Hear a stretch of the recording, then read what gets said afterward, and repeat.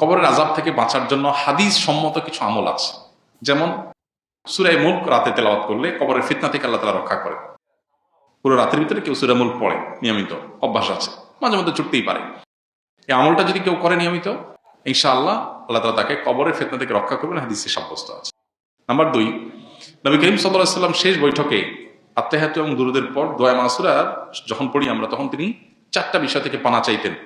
এটা দোয়া মাসুরার জায়গাতে আল্লাহুম্মা ইন্নী যালামতু নাফসি পড়েন, পাশাপাশি এটা অথবা কখনো এটার বদলে এটা আপনি পড়তে পারেন। দোয়াটা হলো আল্লাহুম্মা ইন্নী আউযু বিকা মিন আযাবি জাহান্নাম ওয়া মিন আযাবিল কবর ওয়া আউযু বিকা মিন ফিতনাতিল মাহইয়া ওয়াল মামাত ওয়া আউযু বিকা মিন শাররি ফিতনাতিল মাসিহিদ দাজ্জাল। এই যে এখানে জাহান্নাম থেকে এবং কবরের আযাব থেকে পানা চাওয়া হয়েছে। অতএব শেষ বৈঠকে আল্লাহর কাছে দোয়া করেন।